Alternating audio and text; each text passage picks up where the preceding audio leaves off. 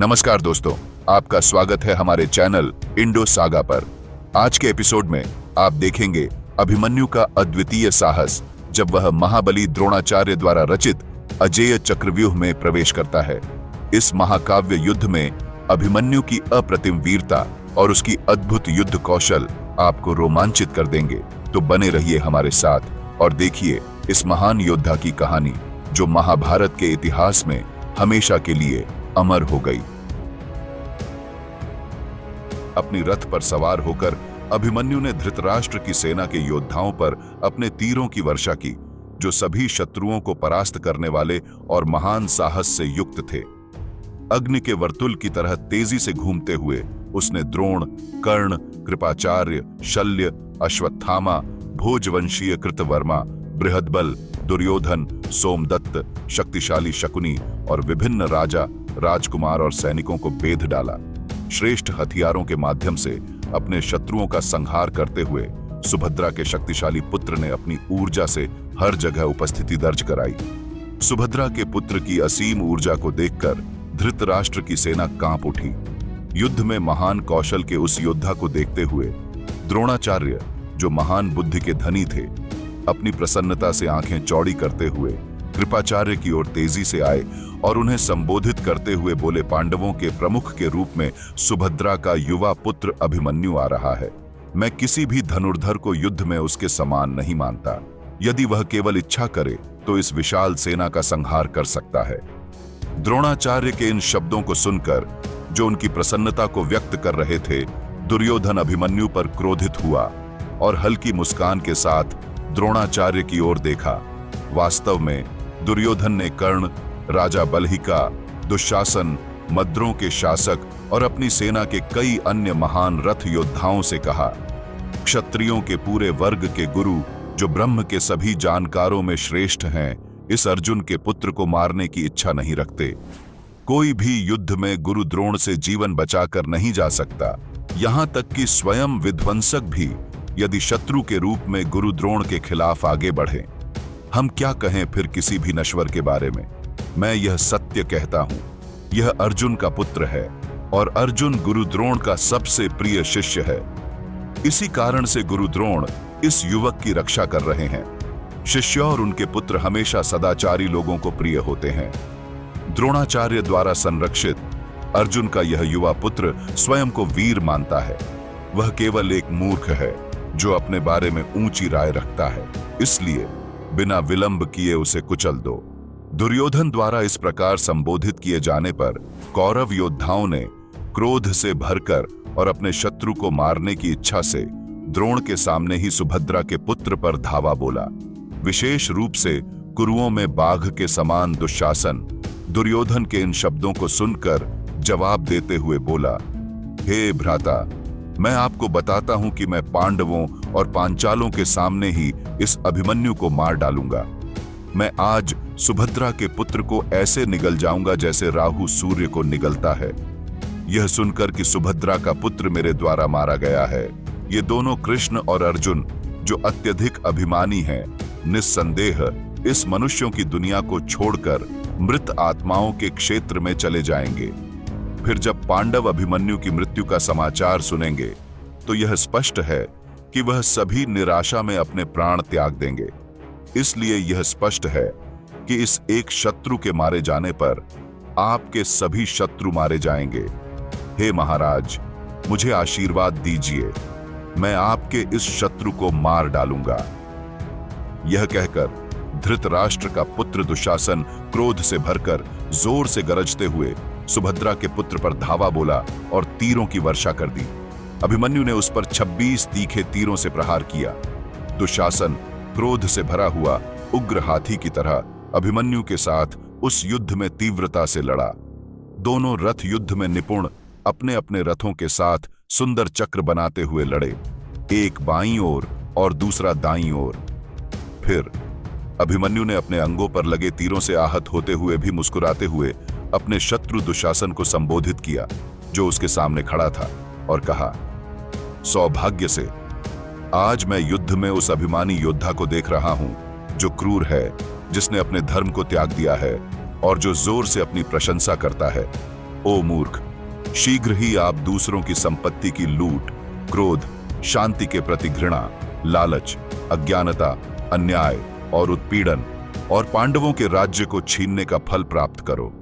मैं आज तुझे पूरे सेना के सामने अपने तीरों से दंडित करूंगा। आज मैं उस क्रोध से मुक्त हो जाऊंगा जो मैं आप पर रखता हूं। मैं आज मामा श्री कृष्ण और अपने पिता के प्रति अपना कर्तव्य पूरा करूंगा, जो हमेशा आपको दंडित करने का अवसर चाहते हैं। ओ कौरव, आज मैं तात श्री भीम के प्रति अपना कर्तव्य पूरा करूंगा। यदि आप युद्ध को नहीं छोड़ सकते हैं तो आप जीवित नहीं बच पाएंगे। यह कहकर उस महाबली योद्धा, शत्रुओं के संहारक ने एक तीर का निशाना लगाया जो यम, अग्नि और वायु देवता की चमक से युक्त था, जो दुशासन को अन्य लोकों में भेजने में सक्षम था। दुशासन के सीने की ओर तेजी से बढ़ते हुए वह तीर उसके कंधे के जोड़ पर लगा और उसके शरीर में धंस गया। फिर अभिमन्यु ने उसे 5 और 20 तीरों से प्रहार किया, जिनका स्पर्श अग्नि के समान था। गहराई से घायल और अत्यधिक पीड़ा में दुशासन अपने रथ की छत पर बैठ गया और मूर्छित हो गया। इस प्रकार सुभद्रा के पुत्र के तीरों से आहत और अपनी इंद्रियों से वंचित दुशासन को उसके सारथी ने शीघ्रता से युद्ध के मध्य से निकाल लिया।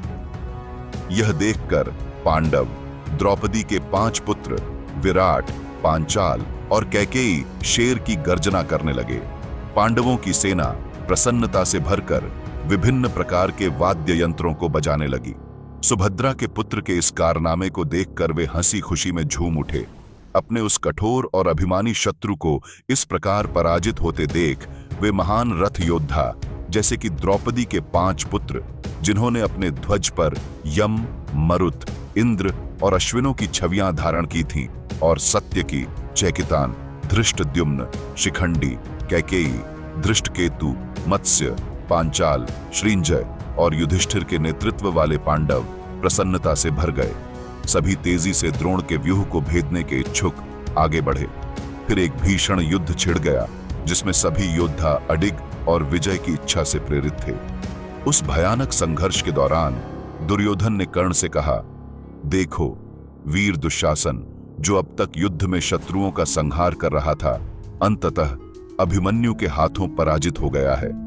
पांडव भी क्रोध से भरकर सुभद्रा के पुत्र को बचाने के लिए हमारी ओर दौड़ रहे हैं। दुर्योधन के आदेश पर कर्ण क्रोध से भरा हुआ अजेय अभिमन्यु पर तीक्ष्ण तीरों की बौछार करने लगा। वीर कर्ण ने अपने प्रतिद्वंद्वी को तुच्छ समझते हुए युद्ध के मैदान में उसके अनुयायियों पर भी बहुत से उत्कृष्ट और तीक्ष्ण तीरों से प्रहार किया। अभिमन्यु द्रोण की ओर बढ़ने की इच्छा से राधा के पुत्र कर्ण पर 73 तीरों से प्रहार किया। धृतराष्ट्र की सेना का कोई भी रथ योद्धा उस समय अभिमन्यु के द्रोण की ओर बढ़ने के मार्ग को रोक नहीं सका, जो कौरवों की सेना के प्रमुख रथ योद्धाओं को पीड़ा दे रहा था। फिर कर्ण सभी धनुर्धरों में सबसे सम्मानित विजय प्राप्त करने की इच्छा से सुभद्रा के पुत्र पर सैकड़ों तीरों से प्रहार करते हैं।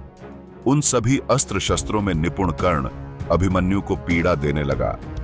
हालांकि राधा के पुत्र द्वारा अस्त्रों की बौछार से पीड़ित होने के बावजूद सुभद्रा का पुत्र, जो एक दिव्य योद्धा के समान था, ने कोई दर्द महसूस नहीं किया। अभिमन्यु ने अपने तीक्ष्ण तीरों से कई वीर योद्धाओं के धनुष काटते हुए कर्ण को भी पीड़ा दी। सांपों के विषैले जहर के समान तीरों से, जो पूर्णतः खींचे गए धनुष से छोड़े गए थे, अभिमन्यु ने कर्ण के छत्र, ध्वज, सारथी और घोड़ों को काट डाला।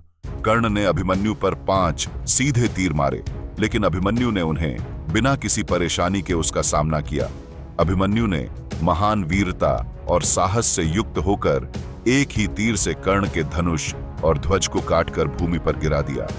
कर्ण को इस संकट में देख उसका छोटा भाई धनुष को जोर से खींचते हुए तेजी से सुभद्रा के पुत्र की ओर बढ़ा।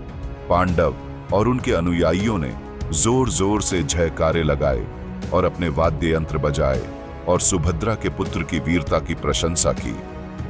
फिर कर्ण का छोटा भाई जोर जोर से गरजते हुए धनुष हाथ में लेकर बार बार धनुष की प्रत्यंचा खींचते हुए उन 2 महान योद्धाओं के बीच आ गया। कर्ण के भाई ने 10 तीरों से अजेय अभिमन्यु, उसकी छत्र, ध्वज, सारथी और घोड़ों को मार दिया। अभिमन्यु को उन तीरों से आहत होते देख धृतराष्ट्र की सेना के योद्धा प्रसन्न हो गए। फिर अभिमन्यु ने धनुष को जोर से खींचते हुए और हंसते हुए एक पंखदार तीर से अपने प्रतिद्वंद्वी कर्ण के भाई का सिर काट दिया। वह सिर धड़ से अलग होकर धरती पर गिर पड़ा। अपने भाई को मरा हुआ और गिरा हुआ देखकर कर्ण पीड़ा से भर गया। इस बीच अभिमन्यु ने कर्ण को तीरों के माध्यम से युद्ध से पीछे हटने पर विवश किया और तेजी से अन्य महान धनुर्धरों की ओर बढ़ा। फिर अभिमन्यु उग्र ऊर्जा और महान प्रसिद्ध से युक्त क्रोध से भरकर हाथी, घोड़ों, रथों और पैदल सैनिकों से भरी उस सेना को कुचल दिया। कर्ण अभिमन्यु द्वारा अनगिनत तीरों से पीड़ित युद्ध क्षेत्र से चला गया। जब आकाश अभिमन्यु के तीरों से ढक गया, कुछ भी पहचाना नहीं जा सकता था। कौरव सेना के योद्धा जो अभिमन्यु के तीक्ष्ण तीरों से मारे जा रहे थे, अब युद्ध क्षेत्र में नहीं रुके, सिवाय सिंधु के शासक जयद्रथ के। फिर सुभद्रा का पुत्र युद्ध के मैदान पर शंख बजाते हुए तेजी से कौरव सेना पर टूट पड़ा। कौरव सेना को तोड़ते हुए अभिमन्यु ने रथों, हाथियों, घोड़ों और मानव योद्धाओं को अपने तीक्ष्ण तीरों से क्षत विक्षत कर दिया और युद्ध क्षेत्र को सिर विहीन धड़ों से भर दिया। सुभद्रा के पुत्र के धनुष से छोड़े गए उत्कृष्ट तीरों से कटकर कौरव योद्धा भागने लगे। युद्ध क्षेत्र पर बिखरे हुए अंग, सोने के आभूषणों से सज्जित भुजाएं, चमड़े के आवरणों में ढके हुए हाथ, तीर, धनुष, शव और सिर हजारों की संख्या में पड़े थे। भालों, तलवारों, गिरे हुए ध्वजों, ढालों और धनुषों से भरा हुआ युद्ध क्षेत्र अत्यधिक भयंकर लग रहा था। अभिमन्यु द्वारा मारे जा रहे राजकुमारों का शोर बहरा देने वाला था और डरपोकों के भय को बढ़ा रहा था। वह शोर सभी दिशाओं में फैल गया। अभिमन्यु रथ योद्धाओं, घोड़ों और हाथियों के प्रमुख योद्धाओं को मारते हुए कौरव सेना पर विजय प्राप्त कर रहा था। युद्ध में इंद्र के समान वह इंद्र के पुत्र का पुत्र अर्थात अभिमन्यु शत्रु सेना के मध्य में दीप्तिमान दिखाई दे रहा था। युधिष्ठिर, भीमसेन, शिखंडिन, सात्यकी, नकुल, सहदेव, धृष्टद्युम्न, विराट, द्रुपद, केकय और धृष्टकेतु अभिमन्यु के मामाओं के साथ अभिमन्यु को बचाने के लिए उसी रास्ते पर दौड़े जो उन्होंने बनाया था। धृतराष्ट्र की सेनाएं लड़ाई से दूर हो गई, लेकिन सिंधु शासक के पुत्र राजा जयद्रथ ने उन्हें एकजुट किया और एक शक्तिशाली हाथी की तरह उनका विरोध करते हुए दिव्य हथियारों से पांडवों को रोक दिया। द्रौपदी द्वारा अपमानित जयद्रथ ने महादेव से वरदान मांगने के लिए कठोर तपस्या की। उसने उपवास करके तथा इंद्रियों को संयमित करके देवता की आराधना की। दयालु महादेव ने स्वप्न में दर्शन दिए और वरदान दिया। जयद्रथ ने युद्ध में सभी पांडवों को अकेले ही परखने में सक्षम होने के लिए कहा। महादेव ने अर्जुन को छोड़कर उसकी इच्छा पूरी कर दी, जिससे उसे अन्य 4 पांडवों को रोकने की अनुमति मिल गई। अपने वरदान और दिव्यास्त्रों से जयद्रथ ने अकेले ही पूरी पांडव सेना को रोके रखा। उनके धनुष की ध्वनि और युद्ध घोष ने शत्रु क्षत्रियों को भय से भर दिया और उनके अपने सैनिकों को प्रसन्न कर दिया। जयद्रथ के प्रयासों को देखकर कुरु योद्धा जोर से युधिष्ठिर की सेना की ओर बढ़े। जयद्रथ तेज सिंधु घोड़ों पर सवार था, जो आज्ञाकारी और हवा के समान तेज थे।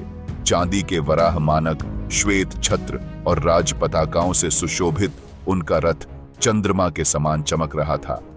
मोतियों, हीरों, रत्नों और सोने से सुसज्जित लोहे की रथबाड़ तारों भरे आकाश के समान चमक रही थी।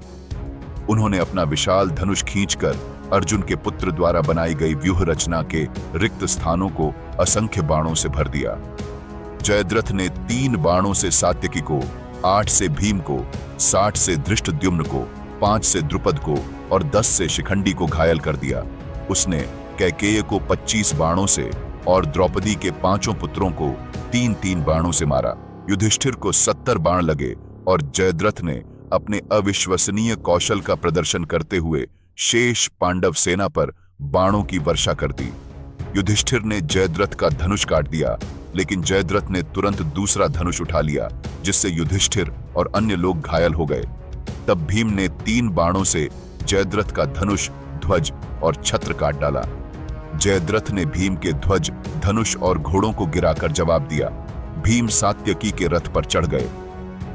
धृतराष्ट्र की सेना ने खुशी से भरकर अकेले ही सभी पांडवों का मुकाबला करने के जयद्रथ के पराक्रम की जोर जोर से सराहना की।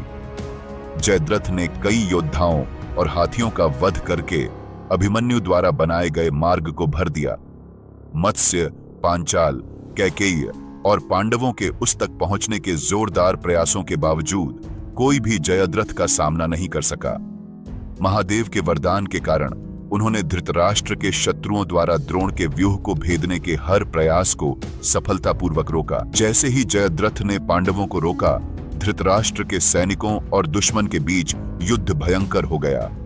अर्जुन के अजेय पुत्र अभिमन्यु ने एक शक्तिशाली समुद्री जीव की तरह कौरवों की सेना में घुसकर उसे उत्तेजित कर दिया। कौरव योद्धा अपनी श्रेणी के अनुसार उस पर टूट पड़े। संघर्ष तीव्र था। अभिमन्यु अकेले ही अनेक शत्रुओं का सामना कर रहा था। उसने वृषसेन के सारथी को मार डाला, उसका धनुष काट दिया और वृषसेन के घोड़ों को घायल कर दिया, जो तब वृषसेन के साथ युद्ध के मैदान से भाग गए। अभिमन्यु के सारथी ने मौके का फायदा उठाया और रथ को मैदान के दूसरे हिस्से में ले गया। यह देखकर रथ योद्धाओं ने खुशी से कहा, बहुत बढ़िया। जैसे ही अभिमन्यु अपने बाणों से शत्रुओं को मारता हुआ आगे बढ़ा, वासातिया ने उस पर बड़ी ताकत से हमला किया और उसे 60 सुनहरे पंखों वाले बाणों से घायल कर दिया। वासातिया ने घोषणा की कि अभिमन्यु जीवित नहीं बचेगा, लेकिन अभिमन्यु ने एक शक्तिशाली बाण से उसकी छाती को छेद दिया, जिससे वह तुरंत मर गया। वासातिया के मारे जाने पर बहुत से क्षत्रिय योद्धाओं ने क्रोधवश अभिमन्यु को घेर लिया। उन्होंने अनगिनत धनुषों से हमला किया, जिससे भयंकर युद्ध हुआ। अभिमन्यु ने क्रोध में भरकर उनके बाण, धनुष, अंग तथा कुंडलों तथा मालाओं से सुशोभित सिरों को काट डाला। युद्ध क्षेत्र कटे फटे हथियारों, पुष्पमालाओं, आभूषणों, वस्त्रों, ध्वजाओं, ढालों और टूटे हुए रथों से पट गया। अर्जुन का पुत्र अभिमन्यु सार्वभौमिक विनाश के समय वीर योद्धाओं की जान लेने वाले विध्वंसक के समान था। शक्र के समान पराक्रम से उसने तेजस्वी प्रकट होकर कौरव सेना को उत्तेजित कर दिया। उसने उनकी सेना में घुसकर सत्यश्रवा को उसी प्रकार पकड़ लिया जैसे क्रोधित बाघ हिरण को पकड़ लेता है। शक्तिशाली क्षत्रिय रथ योद्धा प्रतिद्वंद्विता से प्रेरित होकर सत्यश्रवा को बचाने के लिए दौड़ पड़े। प्रत्येक अभिमन्यु से भिड़ने के लिए सबसे पहले उत्सुक थे। अभिमन्यु ने क्षत्रियों के विभाजन का सामना किया। समुद्र में बहने वाली नदियों के समान कोई भी पीछे नहीं हटा। कौरव सेना घबराहट से पीड़ित होकर तूफान में नाव की तरह लड़खड़ा रही थी। मद्र के शासक के पुत्र शक्तिशाली रुक्मरथ ने भयभीत सैनिकों को आश्वस्त करते हुए कहा, डरो मत, मैं अभिमन्यु को जीवित पकड़ लूंगा। तब रुक्मरथ ने अपने सुसज्जित रथ पर बैठकर अभिमन्यु पर धावा बोला और उसे 9 बाणों से घायल कर दिया और जोर से गर्जना की। अभिमन्यु ने तेजी से रुक्मरथ के धनुष, भुजाएं और सिर को काट डाला और उन्हें पृथ्वी पर गिरा दिया। अभिमन्यु के हाथों रुक्मरथ की मृत्यु के बाद शल्य के कई राजसी मित्रों ने अभिमन्यु को घेर लिया और उस पर बाणों की वर्षा की। यह देखकर दुर्योधन यह सोचकर प्रसन्न हुआ कि अभिमन्यु नष्ट हो गया है। हालांकि अभिमन्यु ने अपने दुश्मनों को भ्रमित करते हुए भ्रम पैदा करने के लिए तुम्बुरु से सीखे गए गंधर्व हथियार का इस्तेमाल किया। वह 1, फिर 100, फिर 1000 योद्धाओं के रूप में प्रकट हुए और अपने शत्रुओं को टुकड़े टुकड़े कर रहे थे।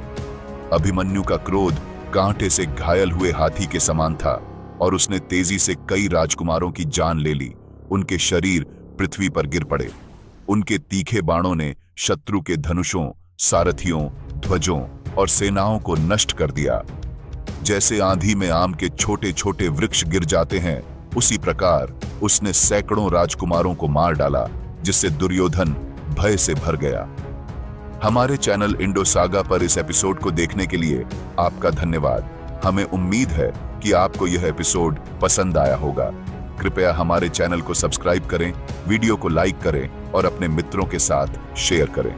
आपके समर्थन और प्रेम के लिए दिल से धन्यवाद। अगले एपिसोड में फिर मिलते हैं।